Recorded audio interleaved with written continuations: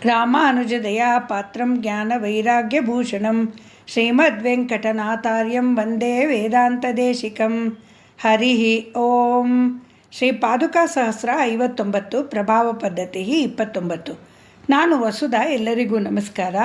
ಪದ್ಯ ಹೀಗಿದೆ: ಶ್ರುತಿ ಶತ ಶಿರಶ್ಚೂಡಾ ಪೀಡೆ ನಿಪೀಡಯಿತುಂ ಕ್ಷಮೆ ದುರಿತ ಸರಿತಾಂ ಓಘಾನ್ ಏತಾನ್ ಅಮೋಘ ವಿಸರ್ಪಿಣಃ ಕ್ರಮ ಪರಿಣಮತ್ ವೇದ ಶ್ರೇಣಿ ಶಿಖಾಮಣಿಘಟ್ಟನಾ ಮಸೃಣಿತ ತಲೆ ರಂಗಕ್ಷೋಣಿಭೃತೋ ಮಣಿಪಾದುಕೆ.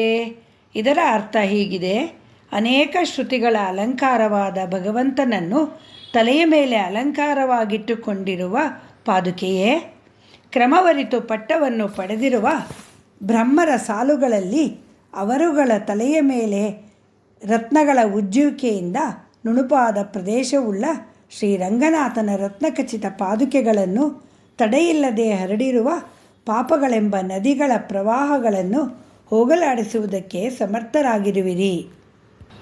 ಭಗವಂತನ ಸಾಮ್ರಾಜ್ಯದಲ್ಲಿರುವ ಅನೇಕ ಬ್ರಹ್ಮಾಂಡಗಳ ಬ್ರಹ್ಮಲೋಕದ ಬ್ರಹ್ಮರುಗಳು ಕ್ರಮವಾಗಿ ಸಾಲು ಸಾಲಾಗಿ ಬಂದು ಶ್ರೀರಂಗನಾಥನ ಮಣಿಪಾದುಕೆಗಳಲ್ಲಿ ಶಿರವಿಡಲಾಗಿ ಅವರ ತಲೆಯ ಮೇಲಿರುವ ಕಿರೀಟಗಳಲ್ಲಿ ಹುದುಗಿರುವ ಅಮೋಘವಾದ ಮಣಿರತ್ನಗಳ ಉಜ್ಜುವಿಕೆಯಿಂದ ನುಣುಪಾದ ಪ್ರದೇಶವುಳ್ಳ ವೇದ ಪ್ರತಿಪಾದ್ಯನಾದ ಭಗವಂತನನ್ನೇ ಆಭರಣವಾಗಿ ಉಳ್ಳ ಮಣಿಪಾದುಕೆಯೇ, ತಡೆಯಿಲ್ಲದೆ ನಿರಂತರವಾಗಿ ಪ್ರವಾಹದಂತೆ ಹರಿಯುತ್ತಿರುವ ನಮ್ಮ ಪಾಪಗಳನ್ನು ಹೋಗಲಾಡಿಸಲು ನೀನು ಸಮರ್ಥಳಾಗಿರುವೆ.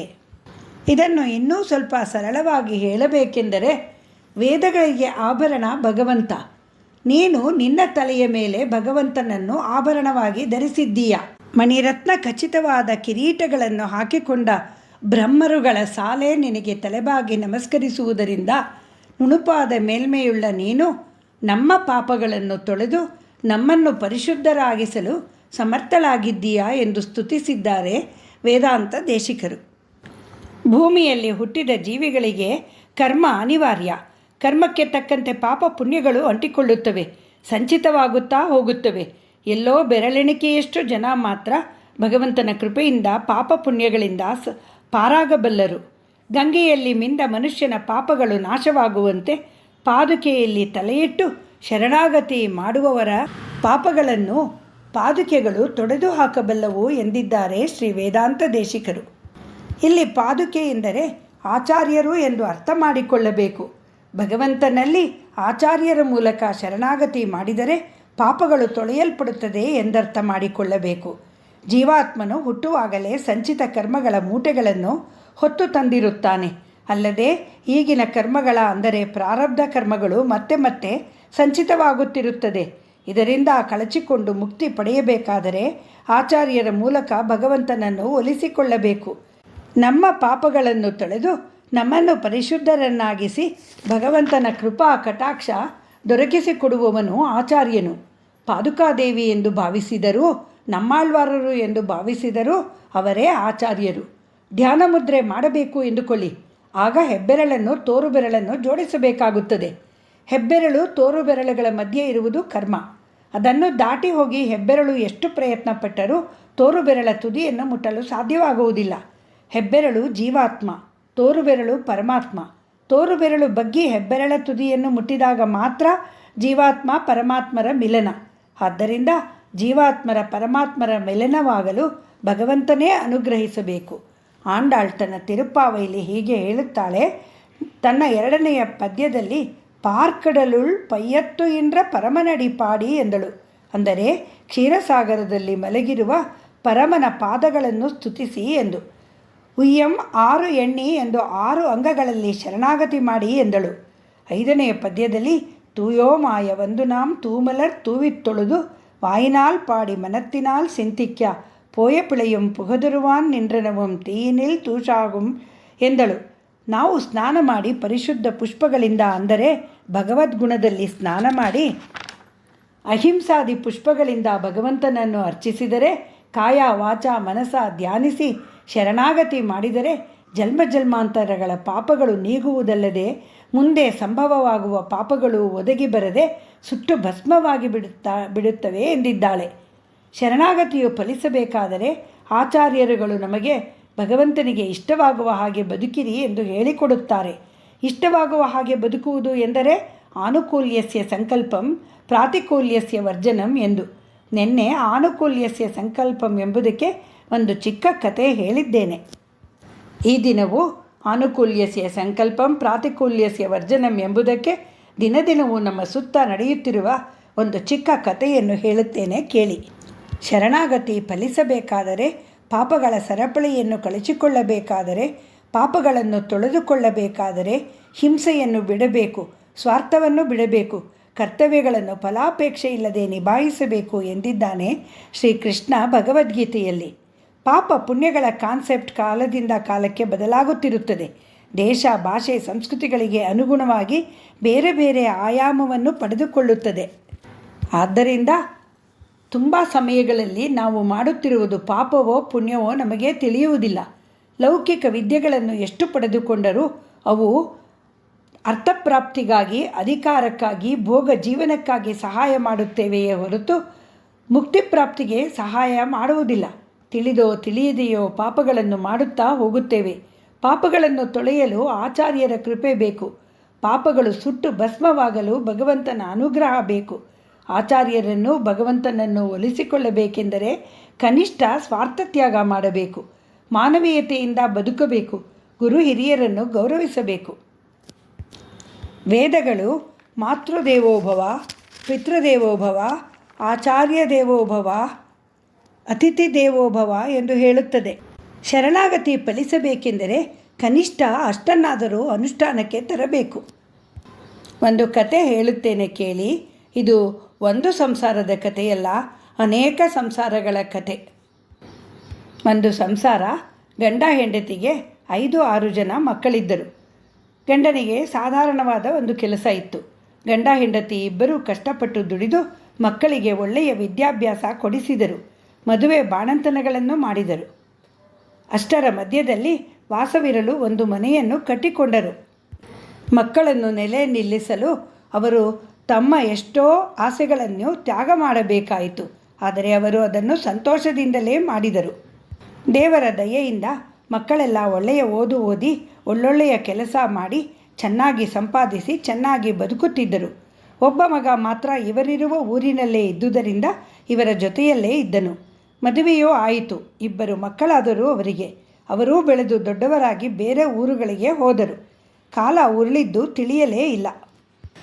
ಇಷ್ಟು ಹೊತ್ತಿಗೆ ಆ ಗಂಡ ಹೆಂಡತಿಗೆ ತುಂಬ ವಯಸ್ಸಾಗಿ ಹೋಗಿತ್ತು. ಗಂಡ ತೀರಿಕೊಂಡರು. ಹೆಂಡತಿಗೆ ವೃದ್ಧಾಪ್ಯ, ಜೊತೆಗೆ 4-6 ಬಗೆಯ ಜೀವ ಕಿತ್ತು ತಿನ್ನುವ ಕಾಯಿಲೆಗಳು. ಆಗ ಮಕ್ಕಳಿಗಾಗಿ, ಸಂಸಾರಕ್ಕಾಗಿ ಗಾಣದೆತ್ತಿನಂತೆ ದುಡಿದ ತಾಯಿ ಈಗ ಹಣ್ಣಾಗಿದ್ದಳು. ಮೈಯಲ್ಲಿ ಏನೂ ಶಕ್ತಿ ಇರಲಿಲ್ಲ. ಜೀವ ಹೋಗುವುದು ಅವಳ ಕೈಲಿ ಇರಲಿಲ್ಲ. ಮಾನಸಿಕ ಆರೋಗ್ಯ ಚೆನ್ನಾಗಿದ್ದರೂ ದೇಹ ತುಂಬ ಜೀರ್ಣಾವಸ್ಥೆಯಲ್ಲಿ ಇತ್ತು. ಮಕ್ಕಳೆಲ್ಲ ಬೇರೆ ಬೇರೆ ಊರಿನಲ್ಲಿದ್ದರೂ ಒಬ್ಬ ಮಗ, ಸೊಸೆ ಮಾತ್ರ ಇವರ ಹತ್ತಿರವಿದ್ದರು. ಮಗನಿಗೆ ಇನ್ನೂ 1-2 ವರ್ಷ ಸರ್ವೀಸ್ ಇತ್ತು.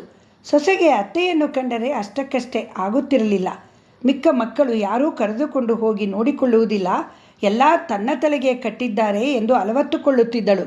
ಸಿಟ್ಟಾಗಿ ಮುದುಕಿಯನ್ನು ಬೈಯುತ್ತಿದ್ದಳು. ನಾನು ನನ್ನ ಗಂಡ ಕಷ್ಟಪಟ್ಟು ಕಟ್ಟಿದ ಮನೆಯಲ್ಲಿ ನೀನು, ನಿನ್ನ ಗಂಡ, ಮಕ್ಕಳು ಇಷ್ಟು ವರ್ಷ ಬಾಡಿಗೆಯ ಯೋಚನೆಯೂ ಇಲ್ಲದೆ ಇದ್ದೀರಲ್ಲ, ಅದಕ್ಕಾಗಿಯಾದರೂ ನನ್ನನ್ನು ಬೈಯಬೇಡಿ, ಚೆನ್ನಾಗಿ ನೋಡಿಕೊಳ್ಳಿ ಎಂದು ಆಕೆ ಹೇಳಬೇಕಿತ್ತು. ಆದರೆ ಆ ತಾಯಿ ಮಕ್ಕಳಿಗೆ ಆ ಮಾತನ್ನು ಹೇಳಲೇ ಇಲ್ಲ. ಮಗ ಬೆಳಿಗ್ಗೆ ಎದ್ದು ಕೆಲಸಕ್ಕೆ ಹೊರಟು ಹೋದರೆ ರಾತ್ರಿ ಬರುತ್ತಿದ್ದ. ಕೈಲಾದಷ್ಟು ದಿನ ಅಡುಗೆ ಮಾಡಿ ಹಾಕುತ್ತಿದ್ದ ತಾಯಿಗೆ ಈಗ ಕೈಲಾಗುತ್ತಿರಲಿಲ್ಲ. ಕೈ ನಡುಗುತ್ತಿತ್ತು, ತಲೆ ಸುತ್ತು ಬರುತ್ತಿತ್ತು. ಸೊಸೆಯಾದವಳು ನಾನು ಅತ್ತೆಗೆ ಏನನ್ನೂ ಮಾಡುವುದಿಲ್ಲ ಎಂದು ಖಡಾಖಂಡಿತವಾಗಿ ಹೇಳಿಬಿಟ್ಟಳು. ಮಗನೇ ಬೆಳಗ್ಗೆ ಬೇಗ ಎದ್ದು ಅಡುಗೆ ಮಾಡಿಟ್ಟು, ಅಮ್ಮ ನೀನು ಸಮಯಕ್ಕೆ ಸರಿಯಾಗಿ ಊಟ ಮಾಡಿ ಮಾತ್ರೆಗಳನ್ನು ತೆಗೆದುಕೋ ಎಂದು ಹೇಳಿ ಹೋಗುತ್ತಿದ್ದ. ಅದೆಲ್ಲ 1-2 ವರ್ಷಗಳು ನಡೆಯಿತು. ನಂತರ ಆಕೆಗೆ ಎದ್ದು ಓಡಾಡಲು ಆಗುತ್ತಿರಲಿಲ್ಲ. ಆಗ ಮಗ ಅಡಿಗೆ ಮಾಡಿ ತಾಯಿಯ ಮಂಚದ ಪಕ್ಕವೇ ಊಟ ನೀರು ಎಲ್ಲ ಇಟ್ಟು ಹೋಗುತ್ತಿದ್ದ. ಮಧ್ಯಾಹ್ನದ ವೇಳೆಗೆ ಊಟ ಆರಿ ಅವಲಾಗಿರುತ್ತಿತ್ತು. ಅವಳಿಗೆ ಗಂಟಲಲ್ಲಿ ಅನ್ನ ಇಳಿಯುತ್ತಿರಲಿಲ್ಲ. ತಿನ್ನಲು ಸಾಧ್ಯವಾಗದೆ ಬಿಟ್ಟು ಬಿಡುತ್ತಿದ್ದಳು. ಮಾತ್ರೆ ತೆಗೆದುಕೊಳ್ಳಲು ಮರೆತು ಹೋಗುತ್ತಿತ್ತು. ಹಸಿವಿನಿಂದ ನಿತ್ರಾಣವಾಗಿ ಪದೇ ಪದೇ ತಲೆ ಸುತ್ತಿ ಬೀಳುತ್ತಿದ್ದಳು. ಸೊಸೆಗೆ ಇದು ಯಾವುದೂ ಬೇಕಿರಲಿಲ್ಲ. ಸೊಸೆಗೆ ಸಂಗೀತ ಚೆನ್ನಾಗಿ ಬರುತ್ತಿತ್ತು. ದೇವರ ನಾಮಗಳನ್ನು ಚೆನ್ನಾಗಿ ಕಲಿತಿದ್ದಳು.